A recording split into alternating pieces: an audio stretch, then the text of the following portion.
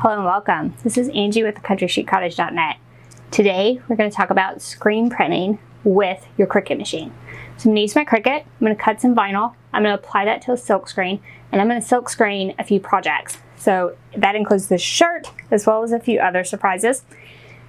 If you're new to silk screening, this video is perfect for you. So I'm going to kind of go over a beginner's guide, the materials you'll need, like how to do it in general. You can definitely find some, more advanced tips, techniques, tools, that type of thing. I'm sure by surfing around on YouTube, there's some really great silk screening YouTube channels, but I just kind of wanted to offer a beginner's guide because it's something else you can do with your Cricut machine. Plus, if you're gonna sell shirts, so let's say I have this design, I wanna sell it, I wanna make multiple pieces over and over and over again. Huge order. Silk screening is like the way to go. You can make a lot of shirts really quickly, one right after another. They all look the same. So it's sort of a simple process once you get started, and making multiples of something is very, very easy. So we are going to look at making a silk screen, like a non-permanent version. So if I wanted to make 10 of this shirt, this method would be great. But if I wanted a silk screen over the long term, I wanted to make 1,000 shirts over a long term, you would actually use iron-on instead of vinyl. And I'll talk a little bit about that. But just to let you know that this is more like a temporary method for like a couple uses. Like I could definitely make, 10 of these shirts all the same color, then rinse my screen and maybe make another project for a couple times. But the vinyl will eventually start to come off, that adhesive. But it's definitely a great way to make multiples of something really, really quickly. So let's take a look at the process for silk screening and the materials you'll need. So for this project, you're going to need your vinyl. So you'll want some Cricut permanent vinyl to add to your screen. You'll need the screen itself. So I'm using this speedball screen. I'll link to everything I'm using in the description below. You also need some screen printing ink, and I have a variety of colors to choose from. You'll also want some sort of squeegee to drag your ink across your surface. And then we're going to experiment on a variety of surfaces. So I have like a shirt, a towel, a zipper pouch, some canvas banners. Like we're just going to kind of experiment on different surfaces and see how well this method works. So let's get started and make the screen itself. So you want to cut your adhesive vinyl just like you would adhesive vinyl for any other project, except two things. You'll want to mirror your design. So similar to the way you do for iron-on, but we're going to do it on adhesive. And then you see how I moved my design sort of to the middle and left quite a bit of room around the outside edge. I do like to do that as well. We are going to use some masking tape as well, but leaving this extra area I feel like gives you room to add your tape on. Now, this is the way you're going to weed your design. So you want to weed away everywhere that you want the ink to go. I made a mistake the first one I cut, and I weeded it this way, which is the way you would usually weed if you were going to do adhesive vinyl. You would weed away and have like something to transfer to your surface. This is incorrect. So I'm going to show this as a way of not to do it. This is the correct way that you want to weed your design. Now you can use any design with this.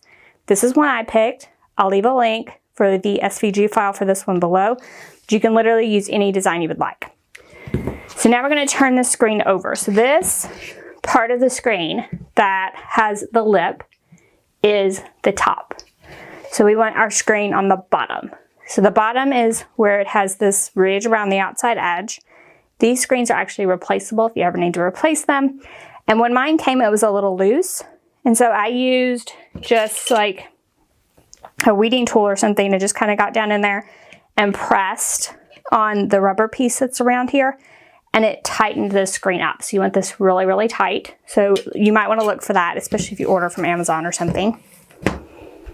So then we'll want to use a piece of transfer tape across this to transfer our design. So I'm using some transfer tape from Vinyl Ease. And so I think I'm going to remove it from the mat first. And then we'll just put this transfer tape over the top. So the transfer tape makes sure that we get all these little bits and pieces in the correct location. So we'll just put a piece of transfer tape right over the top of our design.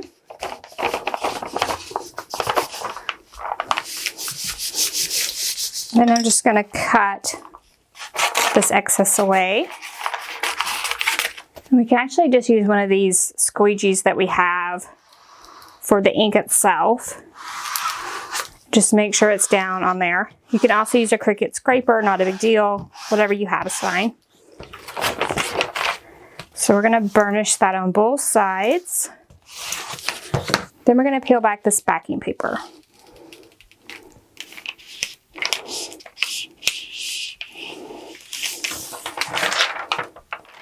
We can transfer this design to our screen. So we are just going to put it onto the screen, about in the center.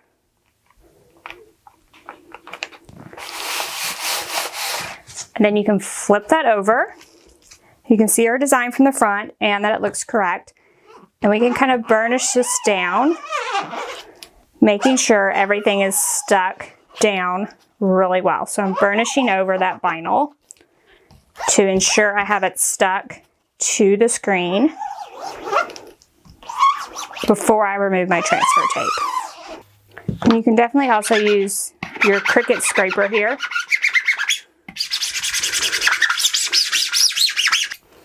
And we're just going to flip this over. And we're going to attempt to remove this transfer tape. So what should happen is that your vinyl should be on your screen and the transfer tape should just peel back. So then once everything's on our screen, we want to tape off these areas. So we don't want our ink to get in this area and get like on our shirt or something like that. So I'm just going to use regular masking tape. And we're just going to apply it to where it touches the frame and touches the vinyl. And on this side, for instance, I'll need to apply a second row of tape to cover up the entire area. And then I'm going to flip this over and I'm going to burnish that tape down as well. And now my screen is ready for some screen printing. So here I've protected my work surface with some disposable paper. I have just a tea towel down on the paper and then I can add my screen. So we're going to want to make sure that the screen is straight with the object we're screen printing and that it's in the center. So I'm going to take a few minutes and locate that. So one trick for that is to kind of mark the center. So we are going to fold this towel over. And I'm just going to use an iron. And that marks the center. And then I want to kind of mark the location. So I want my design approximately there. I can just press that. And now I should be able to see this location mark through my screen. So when I add my screen, I can see the center right there. So I know that the center needs to be about right there and it needs to be down just a little bit on that line. And I can actually see that horizontal line. So I can locate that as well. And that looks about right. So now my screen is approximately correct on my towel. And now I have the speedball ink. And we're just going to kind of dab that across the top and then we're going to squeegee it down. So I have a squeegee that is wide enough for my design. If you don't, you can pull down a couple different times with a smaller version. So we're just going to dab some ink across the top. So you basically want enough to go into this entire screen, but not a ton of excess. And it's kind of trial and error, but the benefits of screen printing are that you can do multiples of a design over and over and over again really quickly. So you will get used to how much ink you need. I'm just using like a popsicle stick to actually put this on there. I just find like anything disposable and that way I don't have to worry about it. This ink is water-based though, so you can absolutely just clean these tools in the sink. And then we're just gonna kind of have it at like a 45-degree angle and pull down in one motion while pressing down. And I can see that I got fairly good coverage You can lift it up and go from the top again if you need to, but you may not need it. And then we just want to kind of make sure that there isn't any excess. Our excess is down here. There's probably too much excess, but that's okay. And then we can just lift the screen.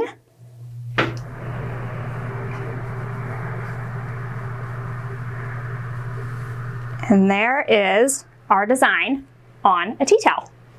All right, so now you will want to let this dry. I like to let mine dry for 24 hours, and then we're going to heat set this ink. So put a pressing cloth over the top and heat it for like on regular iron, medium high, 3 to 5 minutes on both sides.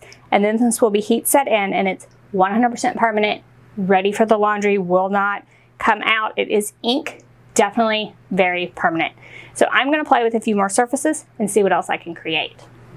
All right, I talked a little bit about the cleanup and the fact that this is water-based. So one of the benefits of screen printing is all this excess we can just drop back into the container, use that on the next project. So not a problem at all. So I kind of like to get all the excess off first, and then we can just spray this out with water. Now, if you were doing multiple black pieces, so if I wanted to use the black over and over again, you really wouldn't have to clean the screen. You could just keep going, adding black to the top and, squeegeeing it down. But I actually want to experiment with some different colors for the video. So I'm actually going to clean up all of my stuff. I'm going to throw those popsicle sticks away that I've used, but I'm going to clean up the rest of this stuff just with some water, just to make sure the screen is clean, all that black ink is out of there. And then we will be ready to actually screen print a different color. And I can actually I just have a wipe, and I'm going to wipe away the excess. And then I'm going to take this to the sink and just kind of spray through the screen just to make sure nothing is stuck like in those screen pieces, and we'll be ready for the next one. So here's my screen, 100% clean.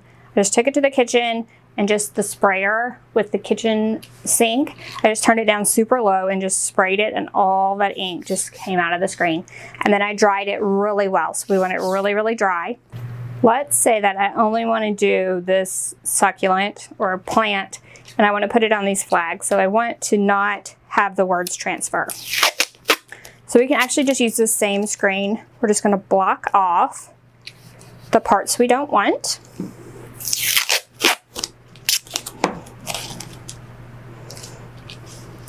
Again, just masking tape, burnish those down. And then we can put our banner flag down. Again, I've protected my work surface with some paper. And we can add that succulent. Now, again, if I want to make sure that I'm in the center and all that, I need to be able to see that through my screen.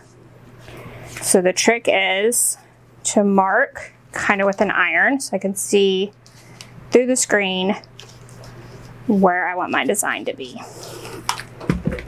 And now, when I put that on, I can see that line, and then I can kind of locate where I want that to be.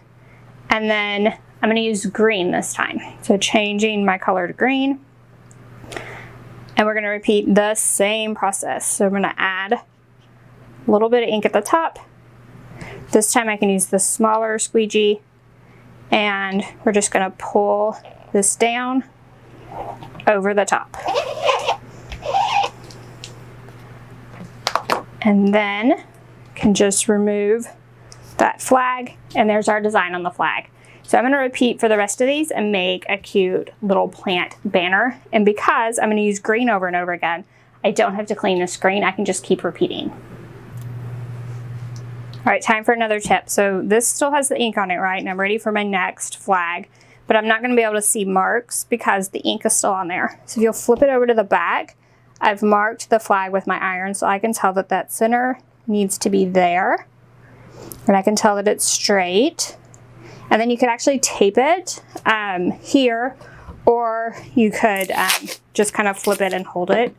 But I'll tape it just to illustrate. So I would tape just a little bit to kind of hold it in place. Flip that over, and we can squeegee down with some additional ink.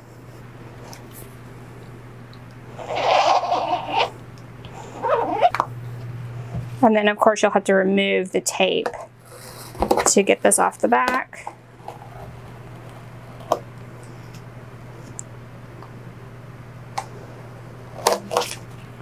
And there's a perfect little banner flag. So I'll keep repeating the same process and make the rest of my flags. All right, so I actually made a bunch of flags. I was just kind of experimenting. And then I went to clean my screen, and a few of these pieces weren't stuck really great and were coming off. So I'm just gonna remove the screen and start over. So that's the beauty of using that adhesive vinyl, is that we can just remove this and we can just add a whole new screen, or we could add the same design, however we wanted to do that. So I'm gonna remove this, allow it to dry, and then add a new screen. So I will say, if you wanted a permanent screen, so you wanted to use it over and over and over again, make tons and tons of shirts, you would buy a bunch of these and you would use iron-on or heat transfer vinyl to add your design to the screen. Then it would be permanent. So you would just iron it on just like we've done here to the back, and then you could screen print tons and tons and tons of things. But I just kind of wanted to make a few projects to experiment. So I'm using the adhesive vinyl, and you can see it comes off super easy when you're ready to change it out. So I'm gonna add another design, and then we'll make like a shirt and a bag or something with the other design. All right, a few more tips and tricks. So when doing shirts, you'll wanna be sure to put something inside of your shirt. So I've got some paper inside of there so that it doesn't bleed through to the back of the shirt. The other thing is you can mix custom colors. So I wanted a gray for this. I didn't want just black. So I used black and white, and I just mixed them in a small cup, and then I was able to screen print using that ink. Now, you can't like save that ink in a jar or anything, so mix as little as possible, just enough to do the projects you're working on, and then screen print just like we're doing. So I'll actually set this shirt aside, and I did want to just run through something really quick. So if you're having trouble finding that center line through your shirt, go ahead and use your iron and make yourself an X. And then you can use your popsicle sticks or just about anything, and you can run those along those lines. So make sure this one's straight, make sure this one's up and down. Then these you can see through your silk screen. Lay your silk screen down, get it located, then just kind of hinge it up, move the sticks, lay it back down. So that's another way that you can get that silk screen centered on whatever project you're working on. So I'm going to continue on. I think I'm going to make like one more project with maybe this silk screen, or maybe another one, so you can see it kind of here. Now I did want to note something. So even though I'm getting all my ink out of the screen, and then put another one on here, the ink does kind of stain the screen itself. So you can kind of see the green and the black from the first two projects I did. That's okay. As long as you don't have any ink in there and you've rinsed it all out, the staining is okay. Like, it's not going to bleed through to your next project. So I think I'll make one more project, and then we'll talk about our results. Now let's talk about doing two colors. So I did a different screen on this. I did want to note that these come in a variety of sizes. I just kind of put this one in the center, and I just put a little bit of tape around the outside because I was just doing a zipper pouch, and I had this one out. So a zipper pouch, I did like several tries on this before I got it right. So I wanted to give some tips and tricks for that. First of all, if you move your design down as far as you can avoid. The problem is that this zipper area raises the screen up off of the fabric, and you get some presses that aren't complete, so the ink doesn't go all the way through. And then you put your screen down, and I kind of rest on it with my arm and pressed down, and then pressed down with the squeegee as I went across with the ink. And this one is still wet, so I won't lay on it. But just to note that when you have something with a zipper or something, like folds or whatever, it will hold that screen up, so you may need to do a little bit there. And then to get the two colors, all I did was do the green first, or it doesn't matter, the yellow first. And once I was done with the green, I didn't even move the screen. I just held it down, put a tape over the green portion, and then I did the yellow. So if that makes sense, or you can do it vice versa, but I just left that in place and did the yellow, and that way I didn't have to move it and line it back up. If you were to move it, then you would need to line that green back up with the green that's already on your pouch before you would do the yellow. So that's 2 colors. If you want to do 2 colors, 1 project, and if you want to do something that has a zipper or other like big folds that holds it up off of, that holds the screen up off of the surface, that's kind of my tips and tricks for doing that. All right, so now this shirt is dry. I've let it dry for like 24 hours. I did want to point out on this design, I did this design for a reason. It has super small details. There's like little dots and lines within the letters. And I wanted to show that screen printing could be used even with those fine and super fine details that maybe some of your designs. And now that this is dried, I mentioned that we need to heat set it. So I have my shirt on, actually on top of an easy press mat, but just like your ironing board would work, it's fine. And then you need to lay something over the top.